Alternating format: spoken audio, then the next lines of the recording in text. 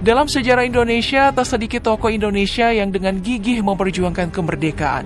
Mereka dianugerahi gelar pahlawan nasional, menghiasi buku-buku sejarah, berdiri tegak menantang matahari, lalu menjadi inspirasi bagi banyak generasi. Namun, tidak sedikit dari mereka nyatanya hilang tanpa jejak dan terkubur bersama sejarah panjang negeri kita.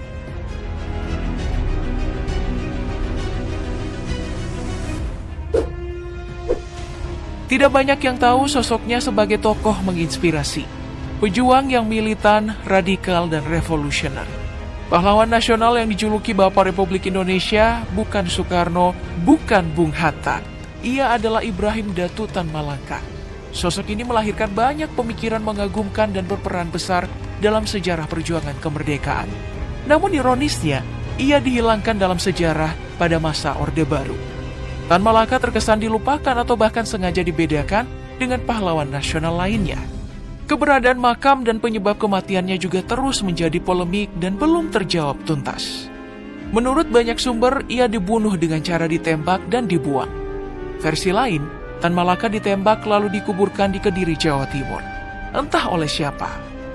Belum usai jadi misteri, perdebatan atas pengakuannya sebagai pahlawan juga terus saja muncul.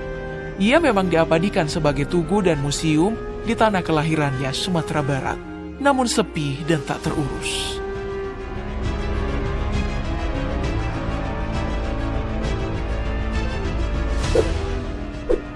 Orang-orang telah mengenalnya dengan panggilan Kapitan Patimura, dengan nama sebenarnya Thomas Matulesi. Namun, teori lain yang terkesan cocok logi juga ramai dibicarakan, bahwa nama asli pahlawan nasional kemerdekaan ini adalah Ahmad Lusi. Mengesampingkan ini semua, yang pasti Patimura adalah pahlawan yang gigih melawan tentara Belanda, namun berakhir karena pengkhianatan. Di balik perjuangannya merebut kemerdekaan, hingga kini sosoknya masih menjadi misteri. Ia adalah pahlawan nasional yang tak bermakam. Berbagai literatur sejarah hanya menjelaskan Kapitan Patimura berakhir di tiang gantungan pada 16 Desember 1817, tanpa ada yang menyebutkan di mana Patimura dimakamkan. Hanya ada patung di Ambon yang mungkin mengingatkan kita akan perjuangannya.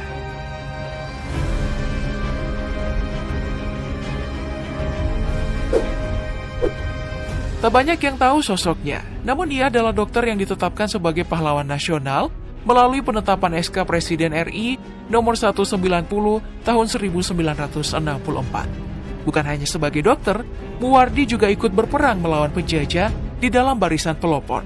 Demi kemerdekaan, Muwardi juga sempat melepas status sementara sebagai dokter. Bahkan rela terlupakan dan hanya menyisakan patung di Solo tak terurus. Namun, siapa sangka, akhir hidup dokter yang dijuluki Dokter Gembel ini bukanlah kisah indah untuk dikenang. Saat kembali menjalankan profesinya sebagai dokter, kondisi negara sedang dalam keadaan darurat. Ia pun hilang diculik pada tahun 1948. Beberapa menduga, jika Dr. Muwardi dibunuh dalam peristiwa pemberontakan PKI di Madiun karena keterlibatan aktifnya melawan aksi-aksi PKI.